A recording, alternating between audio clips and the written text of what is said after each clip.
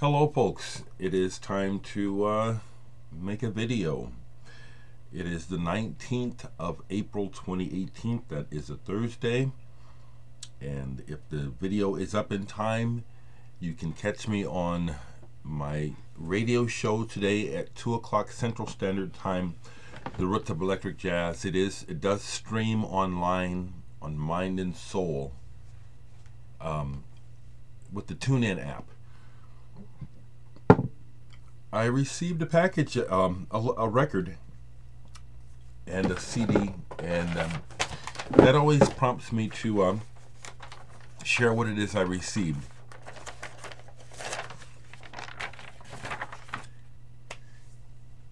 I'm getting my mind together as I sit here. I don't plan these out.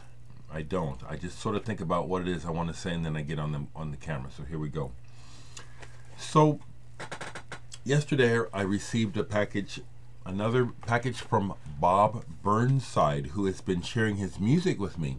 And he sent me another CD and an album. And I haven't played this yet, Bob. This is the latest of his music.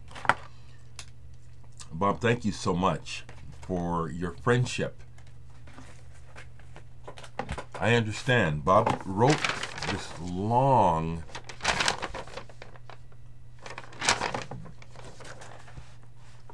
I don't take this stuff for granted, people. And when Bob, you explain in very well the connection that you feel and why you share your music with me and how you feel. This means a lot to me, folks. I'm struggling for words.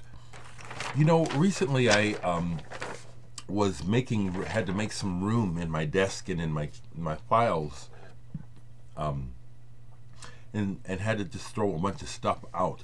And some of the stuff that I threw out was, over the years when people have sent me records and stuff, they write letters. People have written me a lot of really nice letters, and I keep them. But they were really taking a lot of space, so I started to throw them away. What I'm saying is, I don't take for granted, and every now and then when I receive a package and a letter like this, it kind of grounds me and reminds me to not take for granted the connection that I make with people through our shared love of music.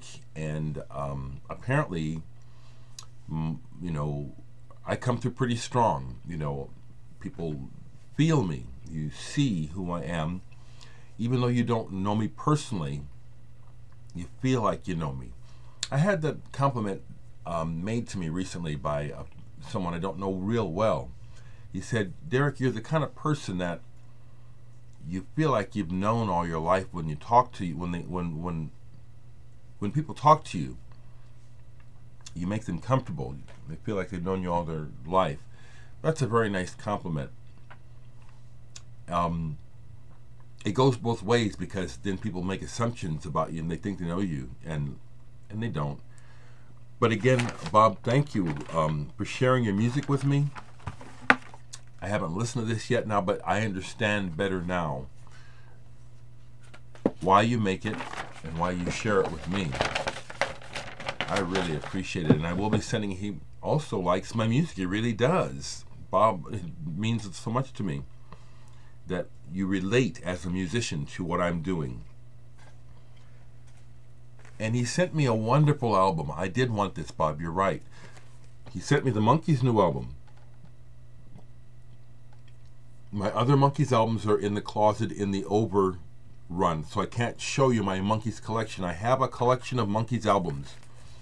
Just like I was raised on the Beatles, my sisters can chime in. Stephanie, you know, when you watch this, we loved the Monkees. We religiously watched the program. Because we were so poor, it was up to my older sister Stephanie to buy the records, which she did. This is really good. The Monkees are very talented songwriters. The essence of what made them the Monkees is intact.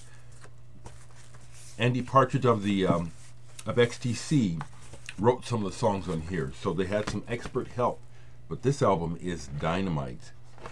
I love all the ephemera that comes with it, the sticker, the iron-ons, the lyric sleeve, and it comes with a 7-inch pastiche, or rather the label is a mock-up of the Cold Gems label they used to be on.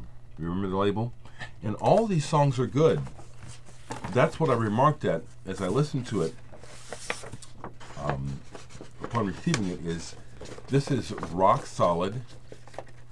You can still tell the guys are who they are, even though you can hear the age, of course. We're older. Mickey Dolenz and Mike Nesmith, and in particular, I love the sound of their voices. And these songs are really good. Good times. Thank you so much, Bob. Thank you so much. I see, Keith, that you had gone back and started watching some older videos. I think I can assume, or probably you went looking at old videos, waiting for a new video. Can I say that? It's probably what was going on. What I'm saying about that is, I do understand and don't take for granted this connection that some of you folks say that you feel with me, and how you look forward to the videos and what I have to say. Thank you, guys. Thank you. So I'm just being me. I'm not going to stay long. I'll show a couple records, but I want to speak for a minute about something I've been talking about. Some of you were social networking. All of this is connected. I, for one, do not subscribe to this idea that social networking is some sort of strange world separate from the real world. It is definitely part of the real world, okay? So if you follow me here and you follow me on Facebook, then you'll know what I'm about to talk about. On Facebook, I have decided, I don't know if I need to say it like that, but what I've been doing is, as I feel it, I speak about issues. This is where I get a lot of dislikes on my videos, which I don't care about, you know. Folks that give me dislikes, if you were to say something intelligent and add to the conversation, I would listen and respond. But you just leave a dislike, probably because you have nothing worthwhile to say. And when I give my opinion about stuff, I notice the dislikes go up. And so be it. Here we go.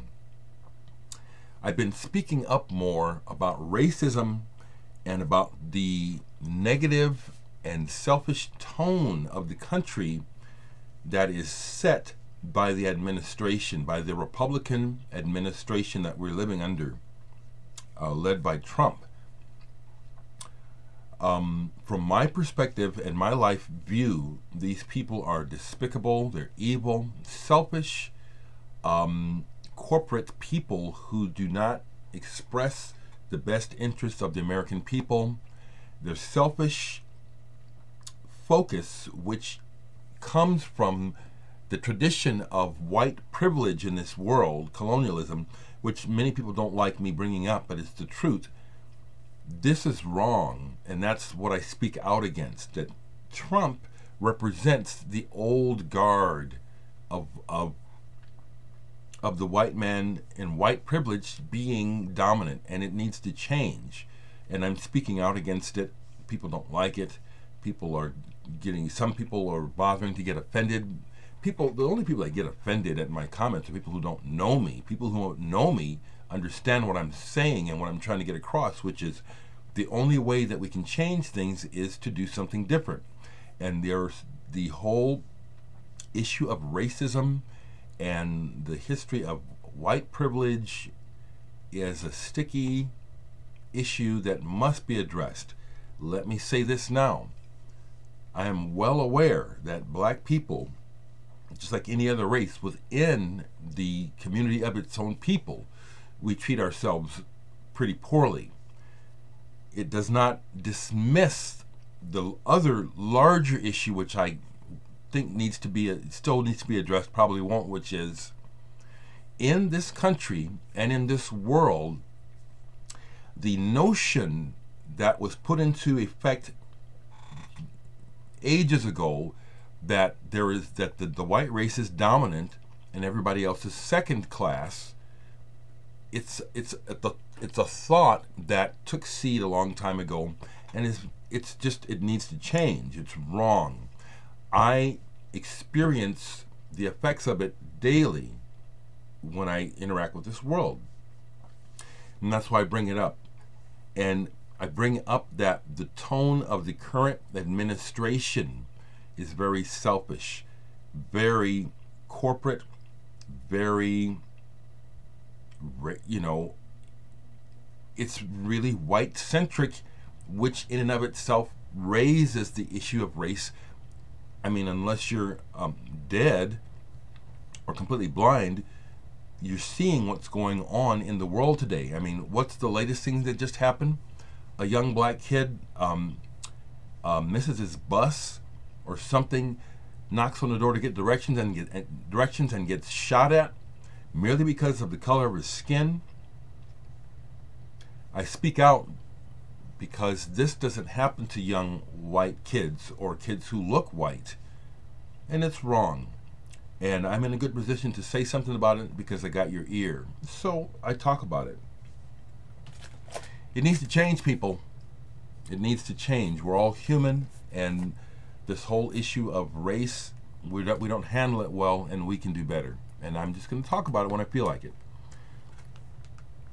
Because I'm a human being, I keep showing it. Look at some of my favorite music. It's not based on race, it's based on what I like. Yes. I listened to Yes shows all the way through last night. I really enjoyed it. Gates of Delirium on here live. I saw that tour with Patrick Moraz when they did the Relayer album live. Really enjoy this. Really enjoy this. Went back and played some Meat Beat Manifesto. Hadn't played Jack Danger's. Very, very cool production style. Are You Okay is the name of this one. Are You Okay? Meat Beat Manifesto.